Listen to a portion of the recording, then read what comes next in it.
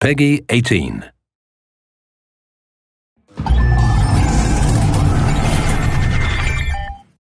Hello everyone, I'm Colin Graham. I'm the animation director on Watch Dogs, and today I'm excited to present to you a vertical slice of the Watch Dogs free roaming experience.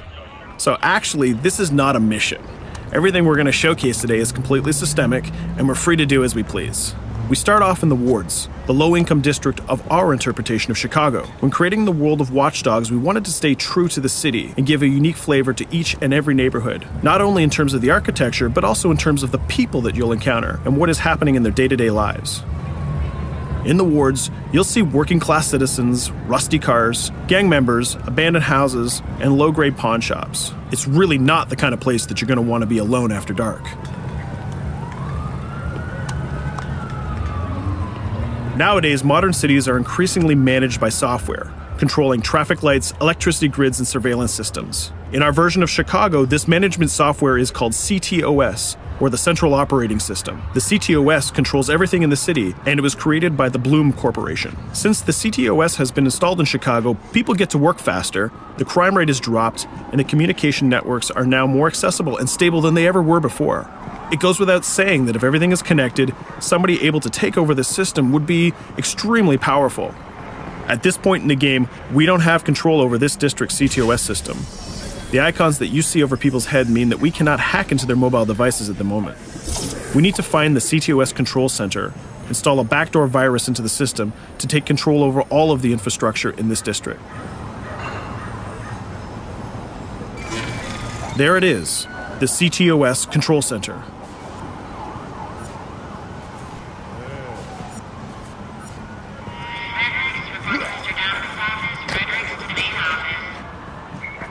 Watch it. You're walking someplace you got no It's heavily business guarded. Let's see if we can find the server access codes from a distance. With cameras, we can explore restricted areas without being spotted, tag different guards, and access details on their lives. What the hell is she doing with that weasel motherfucker? It seems that Bloom employees all have a sort of shady past. There it is, the access code to the server room. Unfortunately, we can't access the server via the cameras. We need to sneak inside. One thing that was really important to us when we designed Watch Dogs was to fully support different player styles. Every situation in the game can be tackled the way the player sees fit. In this situation, we can go all out guns blazing, completely stealth without the guards ever seeing us, or we can hack from a distance without ever setting foot inside the restricted area. Let's hack this forklift. Aiden can use the environment to distract and lure guards. Pretty much anything you hack has multiple functions. So, for example, you could use this forklift to access the roof, or you could use it to create cover. Hacking in Watch Dogs is all about player expression. Let's set an improvised explosive device so we can hack it a little bit later.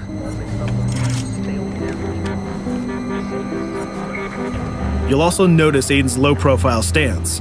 This indicates when the guards are unaware of our presence. We'll try to reach the upper level of the building to see if we can gain a vantage point over our opponents.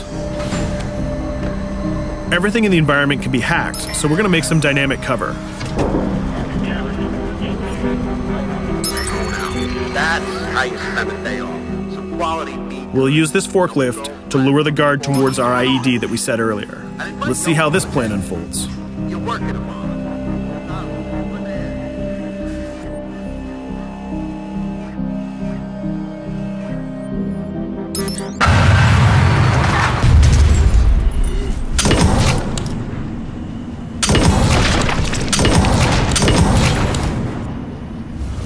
What you just saw is called focus. It represents Aiden's analysis capabilities and his quick reflexes. This gives the player more time to combine core game mechanics together, such as shooting, hacking, and driving, in order to handle more complicated situations.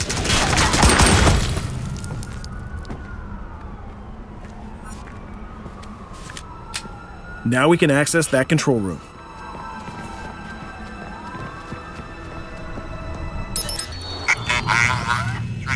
Drop 2, 5.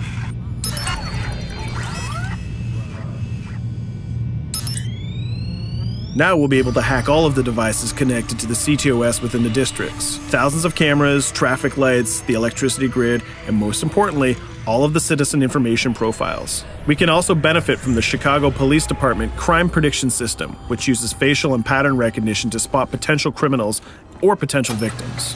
Since this is a pretty rough neighborhood, I'm pretty sure we're going to stumble on some suspected criminal activity pretty soon. And there it is. The system just pushed an alert of a potential crime. We can see the system trying to triangulate the location on our minimap. Take note, this isn't a mission. This can happen anywhere at any time. We've just spotted a potential victim. It's always up to the player if he wants to investigate or not, to take action or not. So let's see how this turns out. Yeah, you're right. Could I just...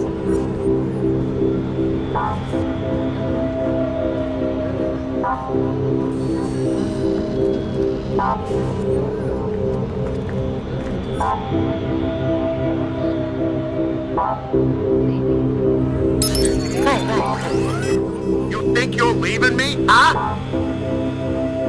Jesus, I told you to stay away from me! You belong to me now. Get it? You better leave or I'll call the cops! I'll fucking kill you, goddammit.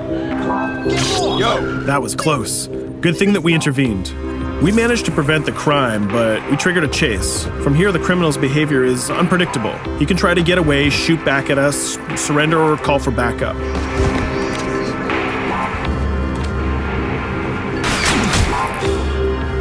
It seems like he decided to get away by car. Let's chase him down. In Watch Dogs, we have a wide variety of vehicles. Each one of them has their own unique properties and handling. Let's see how we can use the CTOS to our advantage to neutralize this criminal and leave the cops to deal with him later.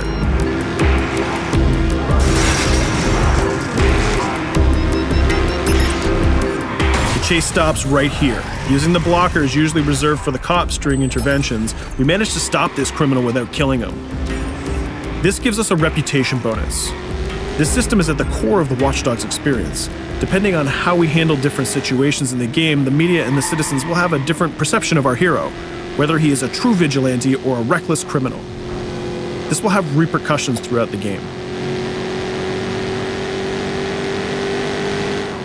Now, let's head for the Loop, the historical district of Chicago, where you're going to find the most iconic buildings in the city.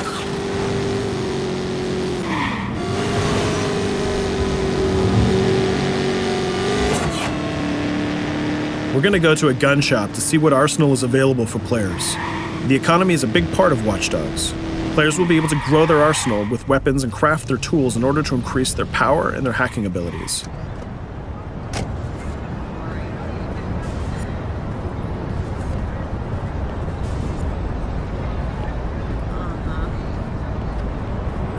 No, it's okay.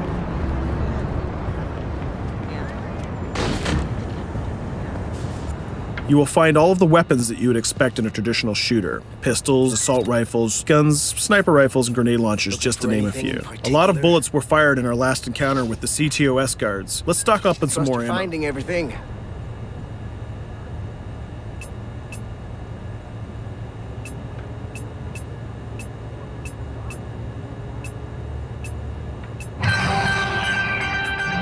As we mentioned earlier, the media keep track of your actions and the citizens are going to react according to the perception that they have of you. Here, the media is reporting a crime in which you are the #1 suspect. The gun shop owner recognized you and decided to trigger a silent alarm to notify the police. Copy that. Possible one suspect presumed armed and dangerous. Police are now trying to locate the source of the threat using the surveillance system in the city, represented by the yellow circles on the minimap. Come in, PH3.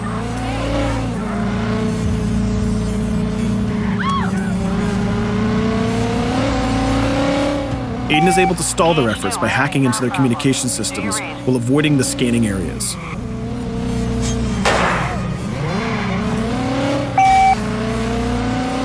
PH units, do you copy? Repeat, squad to all PH units. Once they've lost our trail, we can go back to our activities.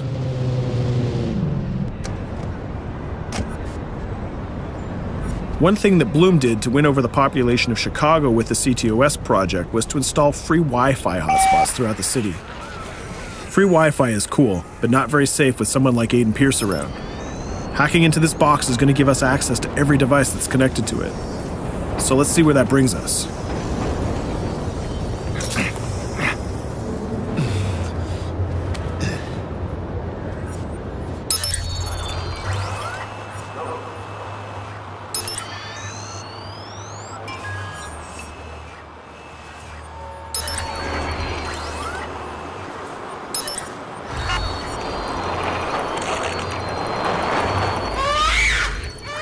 We just hacked into the webcam of a laptop. It seems that we're in the apartment of a mother and we can hear her baby crying in the background.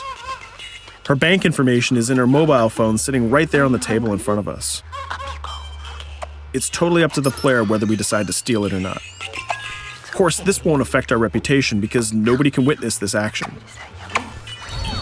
Just like in real life, nothing is totally black or white, but rather many shades of gray. This is exactly the situation where we want the player to question his own morality.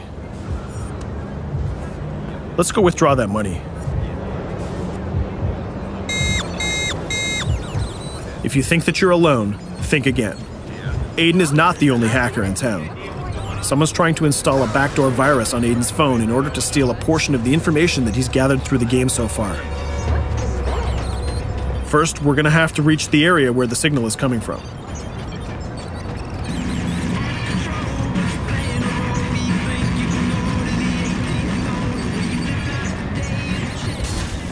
Using our profiler, we're going to try to identify the hacker before the installation finishes.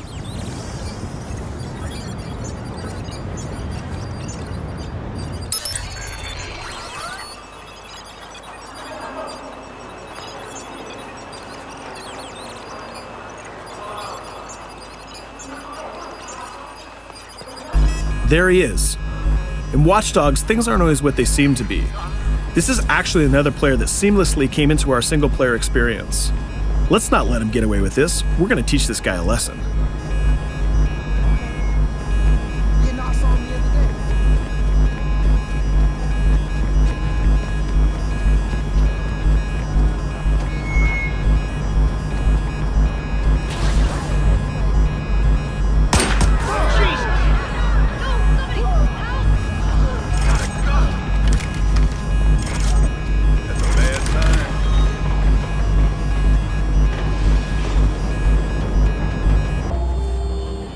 We stopped the hack, but the hacker managed to get away. I don't know about you, but we can't let this pass by.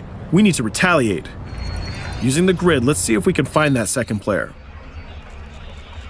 There he is. Let's enter his game seamlessly.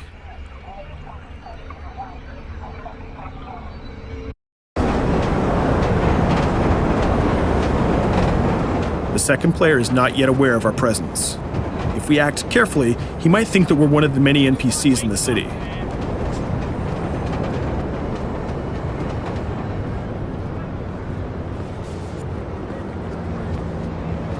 What was that?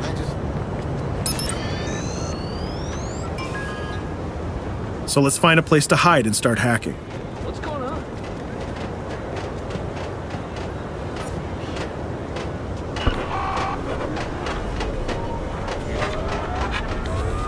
The second player has just been alerted that a breach has occurred on his phone. He's trying to find us using his profiler.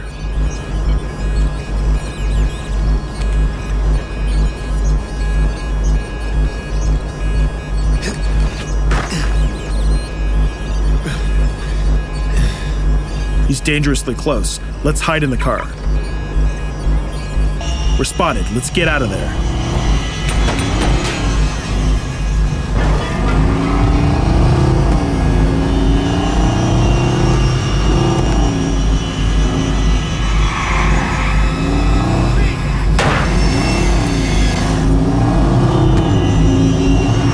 Let's set up an ambush right here. By dragging the other player back here into the alley, we make sure that no civilians get hurt during the firefight. We didn't succeed in hacking the second player, but we did get a little bit of revenge. So that's what we have time for today. We hope you enjoyed our quick gameplay session. Stay tuned for more about Watch Dogs.